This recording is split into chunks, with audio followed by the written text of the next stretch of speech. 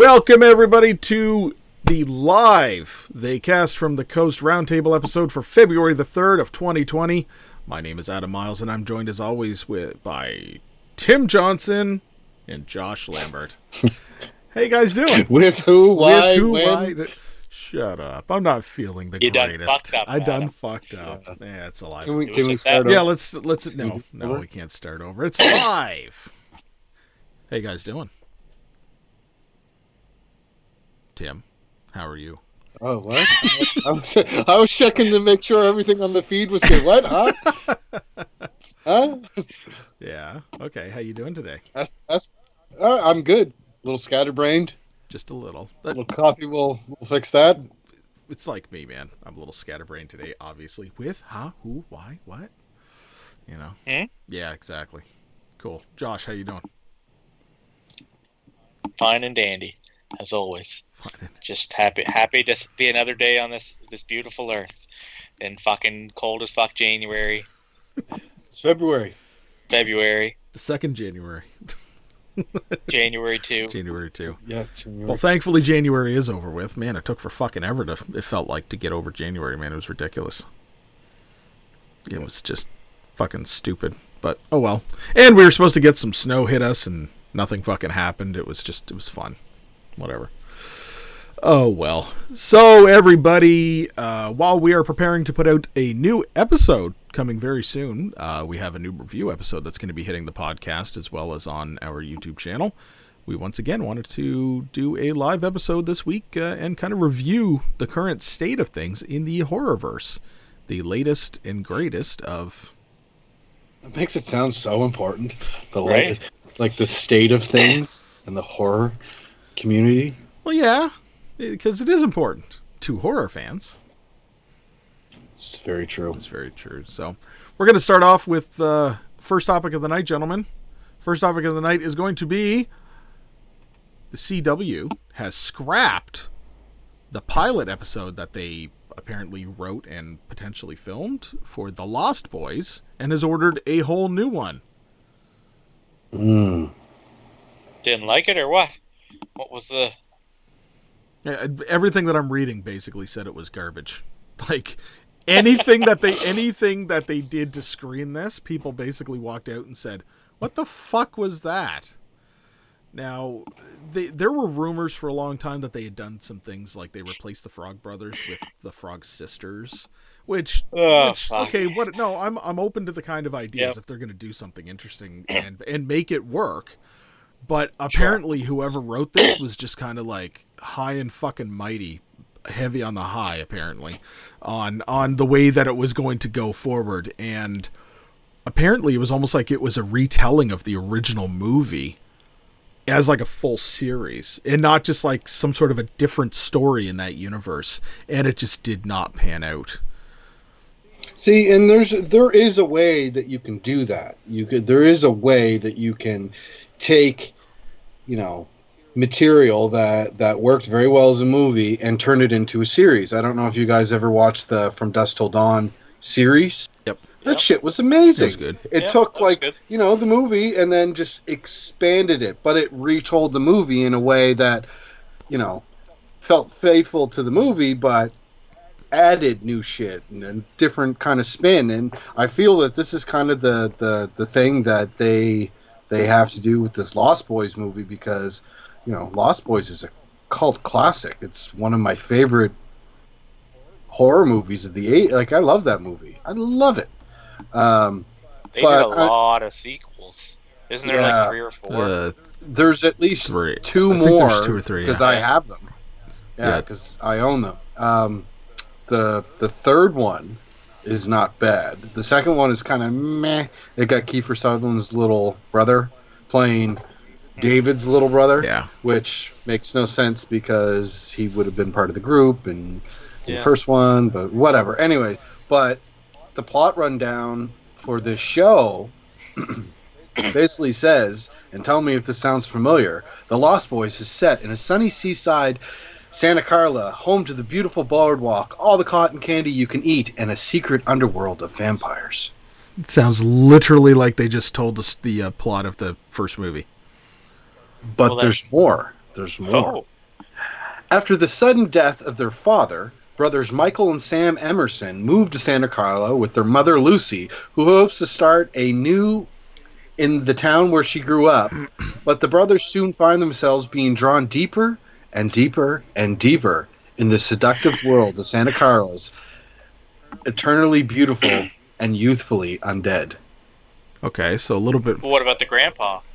Well, I'm assuming he's going to be in it, but this is just a little blurb. Calm down, Josh. Calm down. But that's my favorite. That's one of my favorite scenes of all horror movies. The very end, where he's like, "Yep, fall the fucking vampires." All those goddamn vampires. Yeah. Agreed.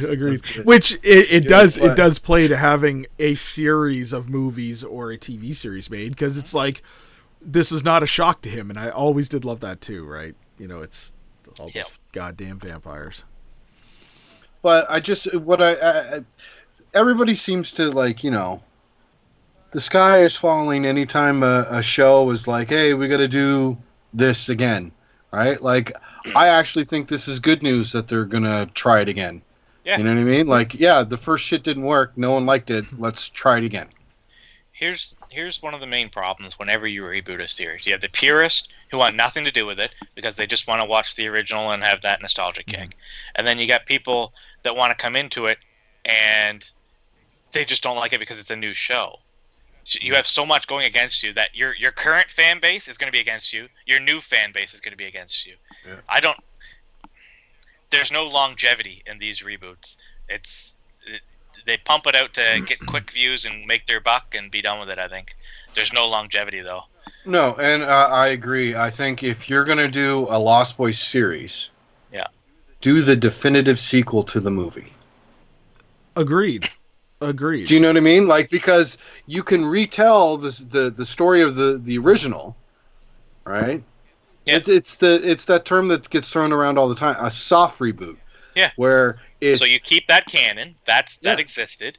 Yeah. You tell a new story in that same universe, and you make references and nods to that first story. Exactly. That's as a fan of that movie, I would be happy with that. I don't want to see some new guy play David the Vampire. Yeah. I don't want to see some new kid play Sam. I don't want some new guy to play Michael or the mother or the grandfather. You know what I mean? Those characters were great as they were, right? And enough time has passed. What, the Lost Boys is like 85, 86, 87, like mid-80s, right?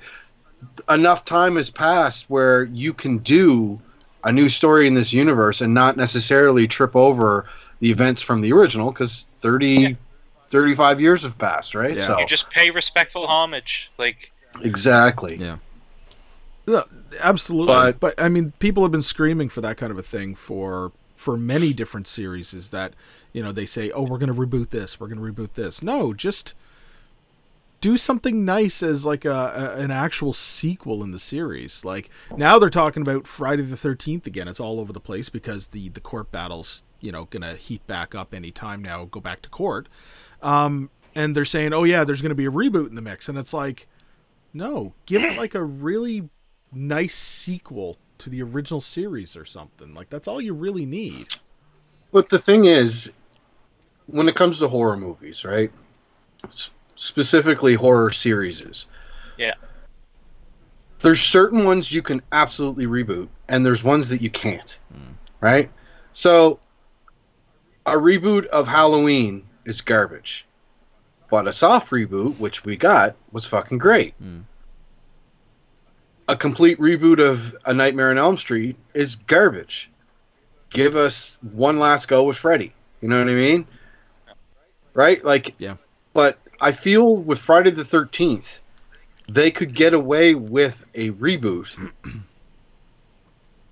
because of the type of character that Jason Voorhees is. And, like, you know, all you need is a mask and a machete. Set at a lake, right? Like, you could reboot that, but, like, I don't know. Like I said, it's okay certain things being rebooted and certain things aren't. Like, certain things should be off limit. Like, no one else should ever play Freddy Krueger. Right. So that's what I was going to say. When you look at those characters, because in Friday he's behind that mask, you don't have that identification. Like, no, exactly. I mean, don't get me wrong. There's huge Kane fans and the people that swear by certain Jasons, but Yeah. at the end of the day, it's still Jason, and you Exactly. can't, for the most part, can't tell the difference. Like you don't know if it's a stuntman, if it's Kane Hodder, if it's whoever. But Well, when you look at Nightmare, anyone who fills that role isn't Robert Englund. So yeah, and see that's the problem. But again, you look at it. yeah, I loved the reboot of the new one. Like Yeah. I loved Bill Skarsgård as Pennywise, right? But I mean, it's one of those things where it's enough steps removed from the Tim Curry one that I feel that it's kind of a different entity, right? But like, you look at certain specific characters. Hellraiser, no, leave him alone. Freddy Krueger, no, leave him alone. Chucky, no, leave him alone. Like, don't get me wrong, Mark Hamill did a great try. Like, I enjoyed his kind of take on Chucky, but that's not Chucky. Like, just do it about a different doll. You know what I'm saying? Like, it's like, set it in the same universe. Like it's not. Yeah. I don't know why. It's just, I don't know. Well, I mean, the thing is, it's like It's lazy writing because they already have the story. So why would we pay someone to make a new story that might flop when we already know this story will sell? Yeah. That's what it comes down to. Yeah. But it's a double-edged sword because Yeah. if it sucks, then all the new fans and all the old fans are going to fucking, just destroy it, right? It's just such a huge risk with revamping properties, like. And it doesn't. And I say risk when I mean in longevity, because initially they'll make a boatload of money. Like when they announced that there was going to be a new It, that movie could have bombed and been the worst movie ever. But guess what? A shitload of people were still going to go see it. But then you got the entire opposite of the spectrum when they say, "Oh, we're going to remake Black Christmas again for the second fucking time," and that movie had no hope in fucking hell. Yeah. Did you guys actually finish that movie? No. No. Yeah, I turned it off. I turned it off, and it felt so good to go off. I'm turning you off. Because, like, the first one was so good. The first original one was so good. I mean, we've talked about it ad nauseum on this show. Like, but I don't know. It's like certain. Like I said, I feel partial to certain characters and impartial to others. And like Josh, do you want someone else playing fucking Ash? No. But what they did in the reboot, Yeah, reboot, that was that's great. what I'm talking about. Yeah, That's right. You add a in the character same in kind that of same universe that can even fit that same character build, even though they're not the same character. Yeah. That same archetype, that's good. And she was a great fucking character. Like, I want to see more with her. I adored Mia. Like, and I love the kind of bait and switch where you think it's the brother. He's even dressed like Ash. Ash, yeah. Right? And then, no. But that whole scene where he's shoveling dirt and she's got the plastic bag, that scene always gets me because she's really creepy in that. Yeah. Loved it. Love that movie. Nice. Well, speaking of reboots, once again, moving on to our next topic, the Crow reboot is back on the table. So, I've never seen the original. What? Wait a fucking minute. What? I know. Josh, do I've never yourself a seen- favor. Do yourself a favor. There's so many movies I haven't seen. It's actually No, sick. but The Crow, in my opinion, Yeah. is a masterpiece. It just never intrigued me. I don't even know what it's about. It is a cinematic beauty of a movie. It really is. It's a touching story. Honestly, the aesthetic, that's what I want in a Batman movie. Yeah, real That dark and grungy, gothic, rainy. Yeah, that's what I want in a Batman movie. So I recently watched the original '94 Crow with Brandon Lee. with the boy. He's never seen it. He thought it was all right. Didn't have the same impact that it did, on me. I love that movie. It was the first real, I guess, cosplay I did when I was fucking back in '94, where I had really long hair. Yeah, I love The Crow. Anyways, I feel like everything that I've read, like you can't do sequels to this movie. It's just dumb. You can't. They tried and they failed. Yeah, there's a Crow 2. There's Crow 2, 3, 4, 5. This is a whole series that I just know nothing about. But honestly, you don't need to know anything about them. They're so bad.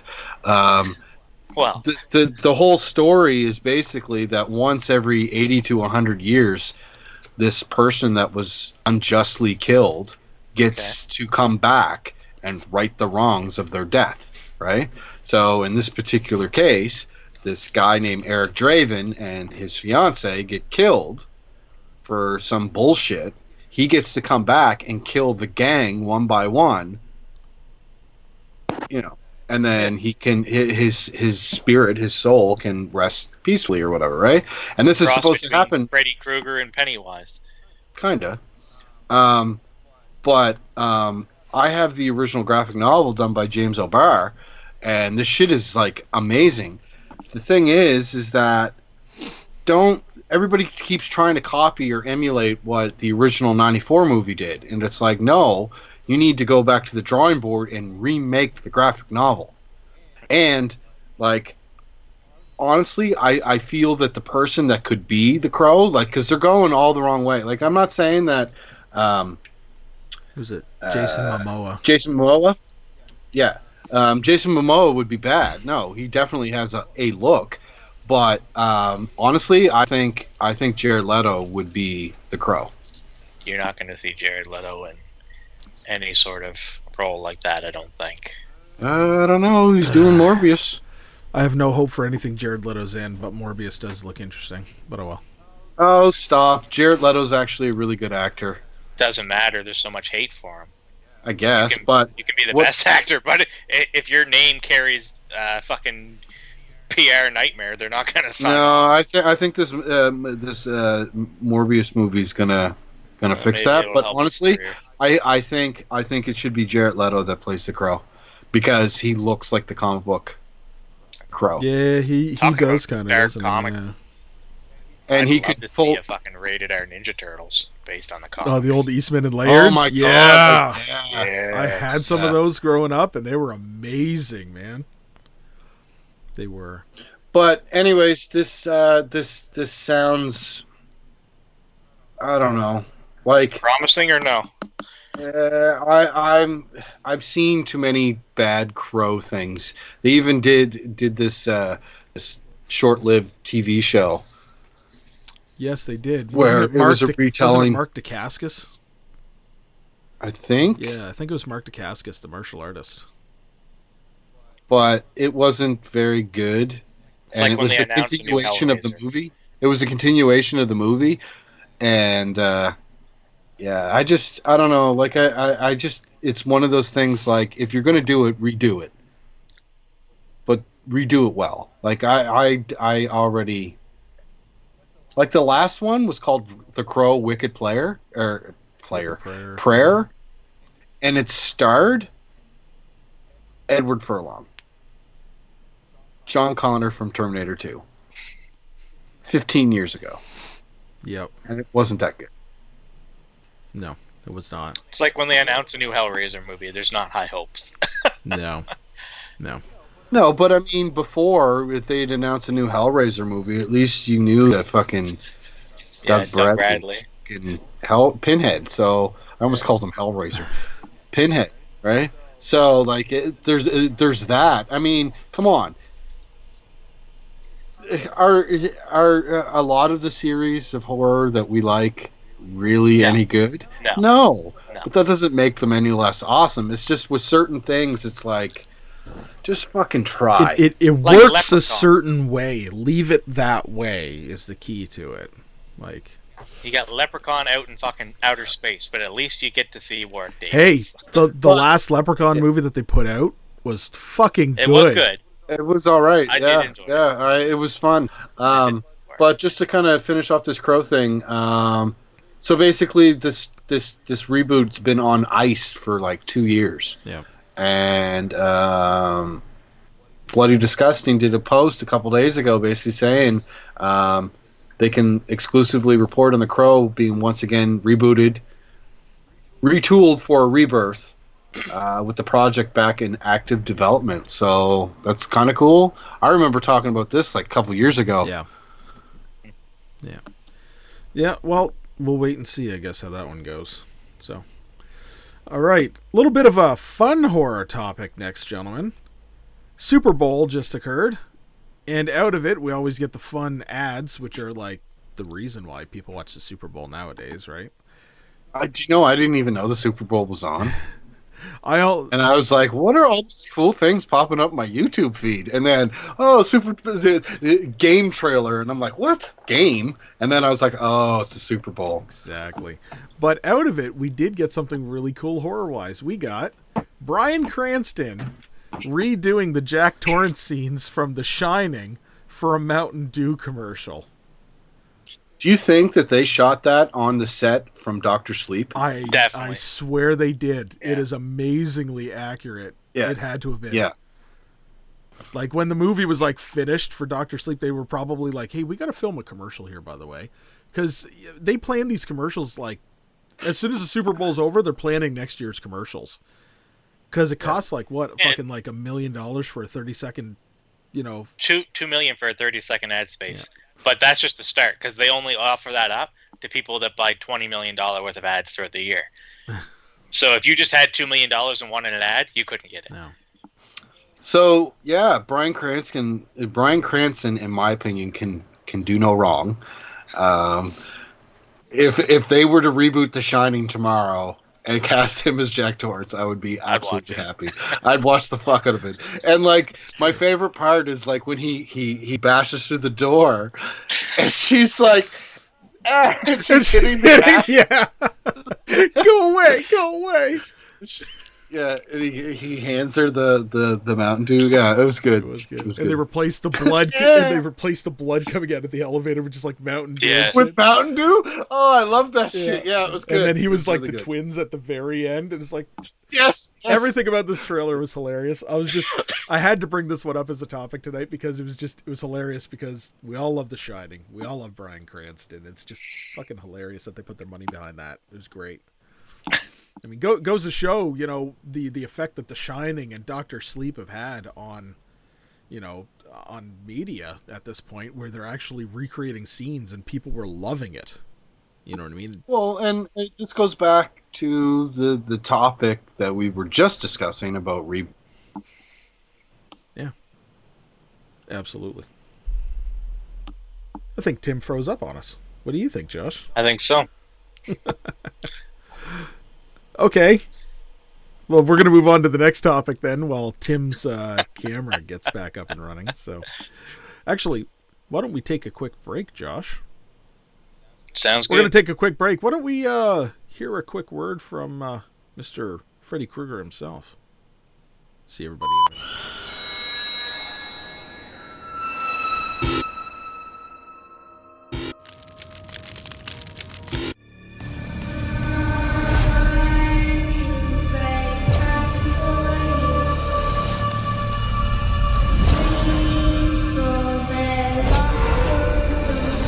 Robert Englund here, a.k.a.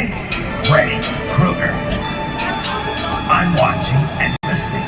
They cast from the coast. You better or else.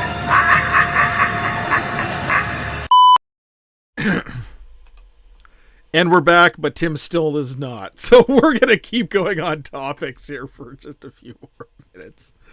He'll join us here when his connection kicks back in. So... All right, Josh, why don't you tell me about this topic that you wanted to throw out there? You're actually currently playing Diablo 3 again.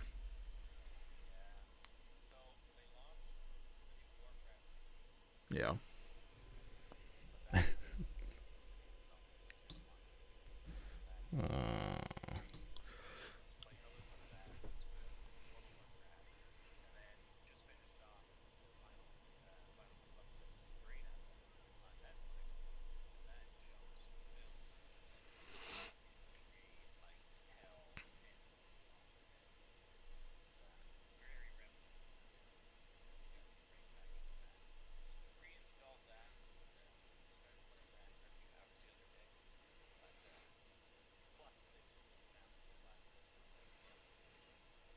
Yeah, they did have a reveal trailer for that come out, didn't they, at BlizzCon?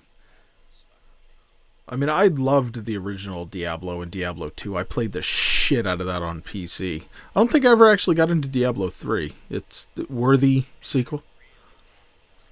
Yeah.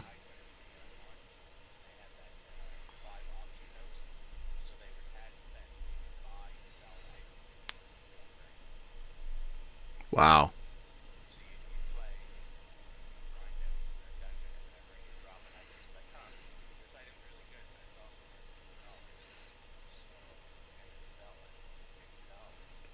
Okay. So people were making like real currency off of the game. Was Blizzard wasn't making any money, so they had to stop that. Hey, Tim's back. What? Tim's back. The internet to my whole building just like turned off. Oh, Shit that happens when you're live, right? right. Tim?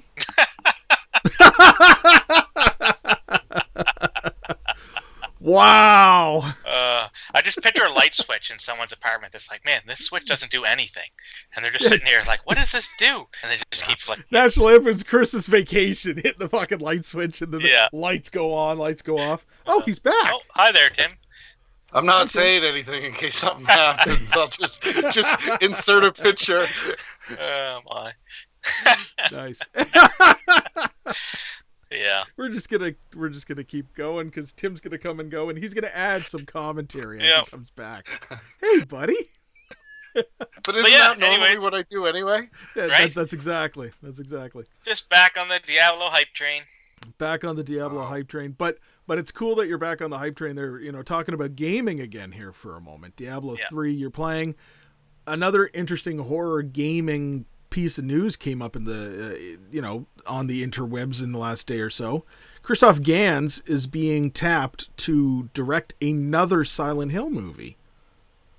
Yeah. And not only that, apparently not just Silent Hill, but there's a treatment that's being written for Fatal Frame. So we're going to get like 2 classic horror games converted into movies again. So I personally am a big fan of the original Silent Hill movie. It's one of Allison's favorite horror movies, and I've never been super attached to it. Same. It's meh. I remember seeing it in theater and absolutely loving the aesthetic behind it because I was also a huge fan of the game.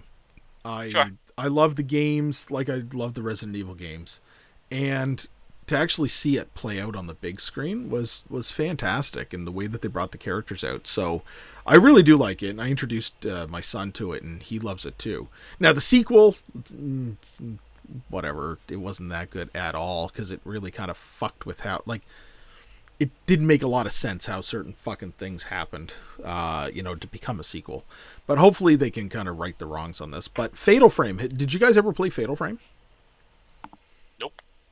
Fatal Frame was really, really interesting. It had to do with capturing the essence of evil spirits on camera. Oh, is that with the camera? Yeah. So I did play that. Yeah, so they're like the levels are basically you're like almost like investigating haunted places, and you're trying to cleanse the places of the ghosts By capturing the souls in the pictures. Yeah, exactly. And there was some freaky shit that happened in that game because each of the spirits, and when you first encounter the spirits, it's like there's certain shit that they do that just that's really good game. So if they can actually pull this off for a movie, it's going to be good. It's an interesting concept. I'm pretty sure Goosebumps already did that, though. So, I mean, pretty sure Goosebumps already did it. All right, fine. Moving on to the next conversation. Happy birthday, Warwick Davis. Yeah. We love this guy. 50. 5-0. 50 Our favorite years leprechaun. Old. Our favorite leprechaun. Yeah. I mean, this guy has done everything, and especially all of these great movies from our childhood. I mean, he's been in Star Wars. He was the leprechaun. I love Willow. I actually introduced my kids to Willow the other week. I almost didn't think you were going to talk about Willow. Why wouldn't I talk about Willow? It's like a de facto Warwick Davis movie, man. When's the last time you guys watched Willow? Literally a week and a half to 2 weeks ago. Okay, because I just recently watched it too. You know, the 4 years grumpy, ago? mayor guy? Yep. Like the biggest douche? Yeah. My receiver at my store looks exactly like this. like to a T, to the point where I took pictures of the little. I don't even remember what his name is, like Burgle Cut or something. Yeah, I took Burgle pictures Cut. of him, and it just showed everyone at work. It's like, does this guy look familiar? It's like, is that the receiver?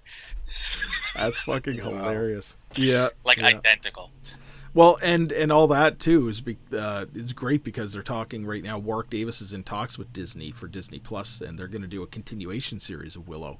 When I heard now that that. he's older, like what's going on now in life, after all the adventures and shit, and probably like a Hobbit style situation, put him back into action. You know what I mean? So Yeah, that'd I be love good. that movie, but I found Willow so fucking annoying. He is a whiner. All he did was whine. But fucking Val Kilmer, man. Mad Mardigan. Yes! Oh, he's so good in that. Yeah, he is. He's so good in that. And what was the evil princess name? The one with the red hair. Yeah. Oh, I can't remember her. The one that he falls in love. I mean, it's a classic Yeah. fucking like very Lucasfilm-esque movie. Like it's, Yep. Yeah. What else was working? He's in Harry Potter. He's in.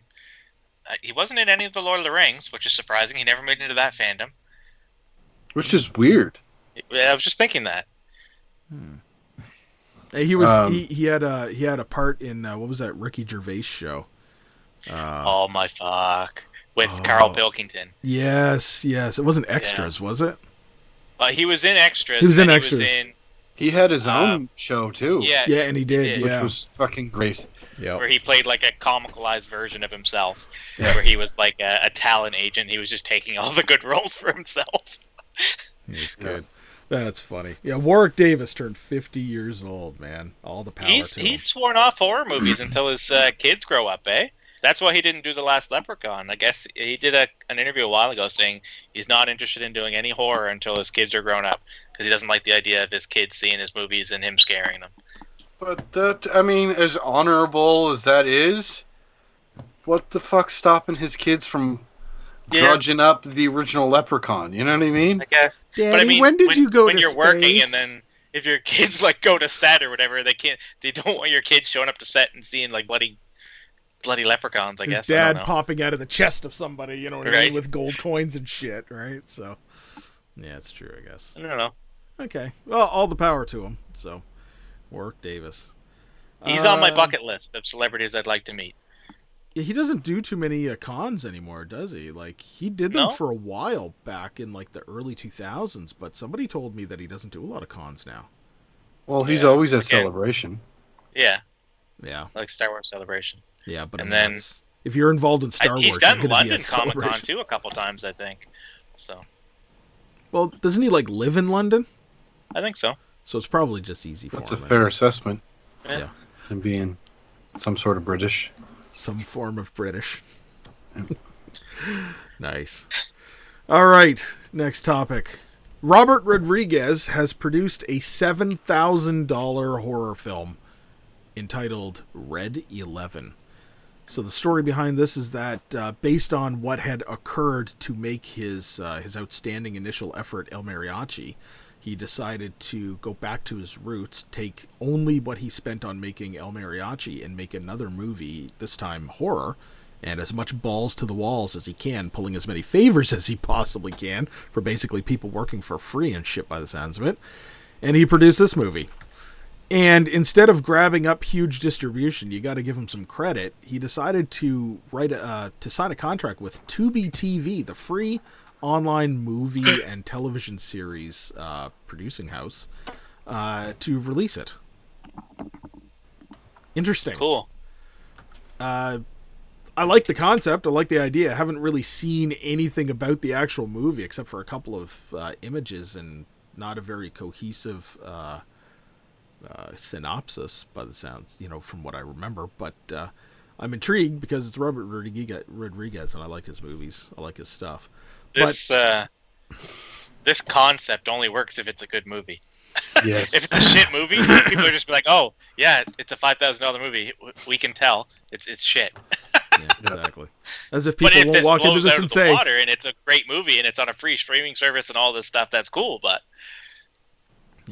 Because a lot of people will be the first. There are a lot of people that'll be first to tell you that his movies like Machete and shit look like they were filmed for like $7,000. Sure. You know what I mean? He spent that money on literally just getting Danny Trejo. You know what I mean? That's about it. But the most interesting part of this story to me is the fact that he's also been self-producing an entire series based on his book, Rebel Without a Crew, where he's going to go into detail as to his no film school effort and mentality about basically being a rebel filmmaker and how to basically get your own movie up and going and just fucking do the work and the effort and his sage advice and how he accomplishes things and wants you to accomplish things. But it's going to be like not just like a movie, and Tim pointed this out earlier when I was talking to him. He talks about this all the time, but now it's like an actual like almost like what Lloyd Kaufman had done. You know, how to produce your own damn movie, how to direct your own damn movie, how to do your own thing. So it's going to be the Rodriguez style, Robert Rodriguez style, guerrilla filmmaking school, basically. That's also going to be released at the same time on Tubi TV for free. So I think that's great. It is cool. I hope it's a good movie. Yeah. I hope it's a good $7,000 movie. Because, I don't know. When you do all that stuff and then it's just a bad movie, you just look like an asshat. Can't be any worse than Shark Boy and Lava Girl. Yeah. Yeah, or Spy Okay. Kids. He made that for his kids, man. I know he did, but whatever. And Jeez. I mean, it gave the world Taylor Lautner. What else could we want? I say that. A good movie. Okay. I think I'd rather see that shark movie you were talking about last week. Ouija Ghost Shark. or whatever. Ouija Shark. No. Ouija Oh, yeah. Shark. No. I've got to watch that, man. That's on my to-do list. It is. Is something. that out yet? No, I don't think it. What am I talking? Is that out yet? Wow, Josh. Okay. Oh, my. All right, moving the fuck on. I bet you I could probably message that producer right now and be like, hey, could I get an advanced screening copy? And they'd give it to me. He sent it in a text. Right? He just gave you a copy over Facebook. Yeah, fuck it. Go watch it. Yeah. I don't give a shit. There you go. It's not going to make any money anyway. No. IFC Right. Midnight Films presents The Wretched. This is a movie Yeah. trailer that came out, and I introduced you guys to it because I was stoked when I fucking seen this. This looks creepy as shit. Where the fuck did this come from? No. Broke But my no it's my- trailer it's- rule and watched it. It's my kind of horror movie. Yeah. No. So the synopsis for the movie itself, so I'm just going to pull that up because this was really kind of cool. So the very generic synopsis for the movie states, The Wretched follows a defiant teenage boy struggling with his parents' imminent divorce, who faces off with a 1,000-year-old witch who's living beneath the skin of the woman next door. I like.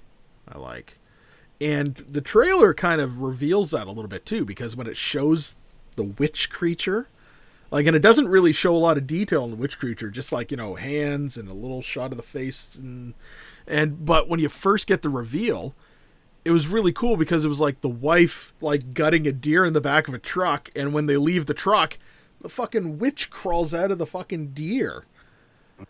It was like really cool, like good visuals. It actually kind of reminds me the way that it's filmed, almost like that movie that I can't wait to see, the one coming out soon, Antlers. Yeah. It had a real grungy vibe to it, like Antlers does. So But when I first saw the deer on the trailer, I thought, oh, is this another like Wendigo? But no, it's just like a forest witch. yeah, which go back to being a little bit more intriguing. It's not like another. Well, I mean, it's a monster movie, but it's not an overdone thing by the sounds of it. It's a modern day witch tale, but it's like an ancient witch. There's stages of the creature feature. Like, you'll see a whole bunch of vampire movies and then a whole bunch of zombie movies, and then you see a little burst of like Cthulhu movies and witches, and it's just horror movies go through stages. What's popular?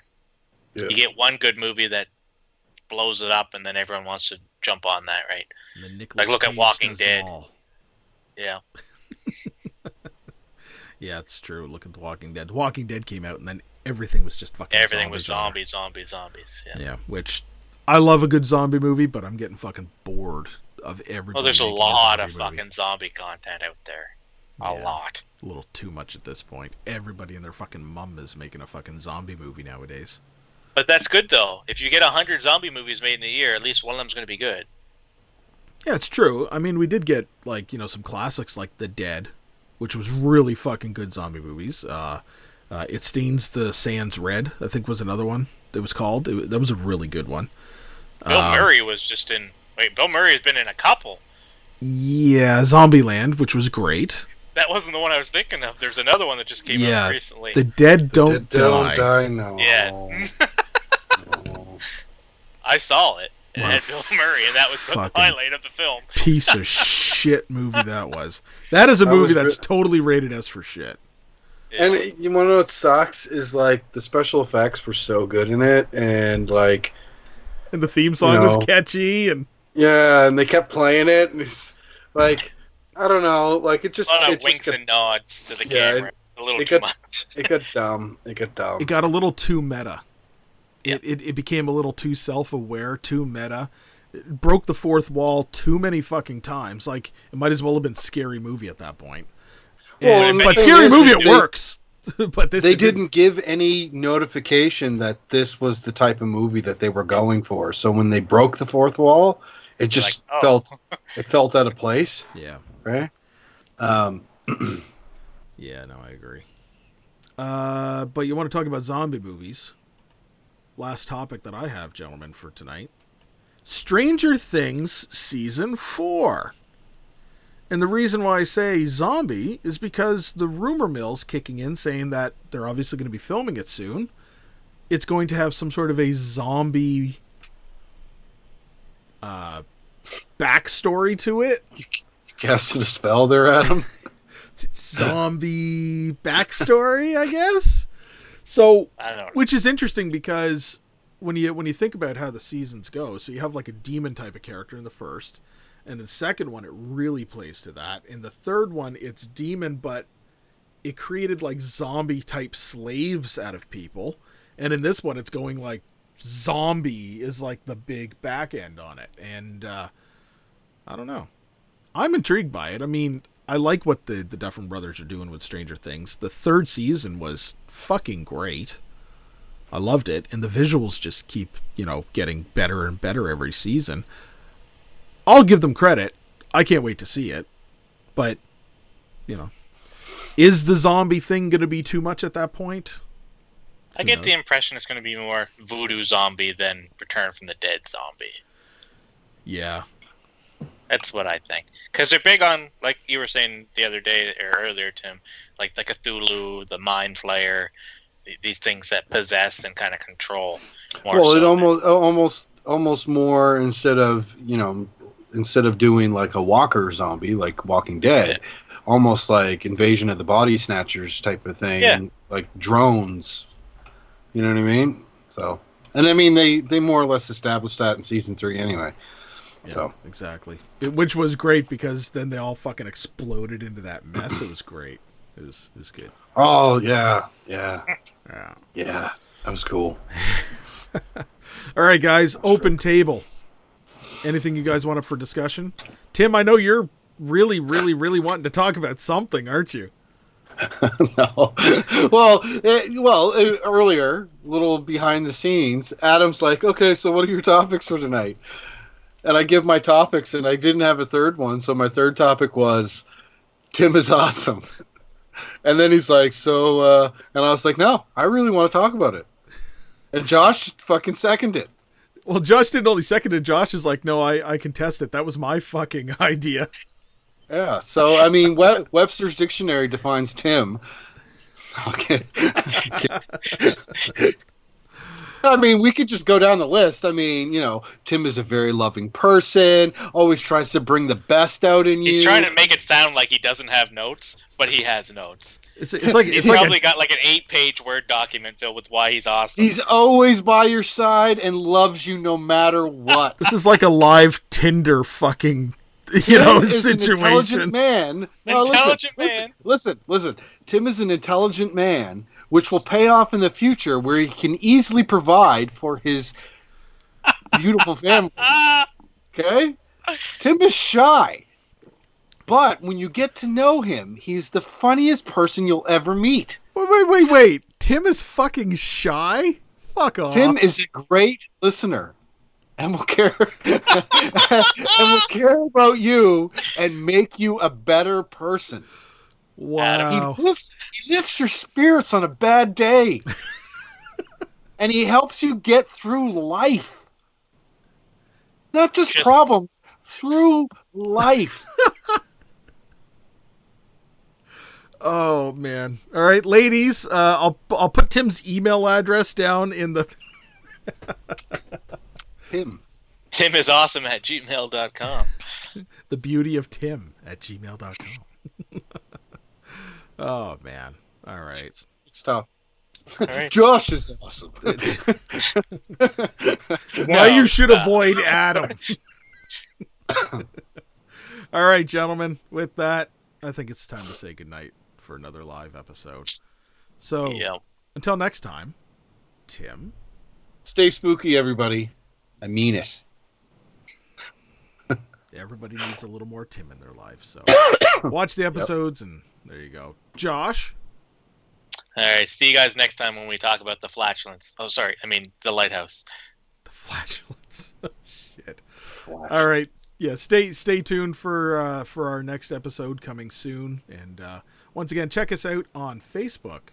Check out the Misunderstood Art Company on YouTube as well, and we are on Patreon. So open up your hearts and your wallets, and check us out on all major podcasting platforms for our recorded episodes.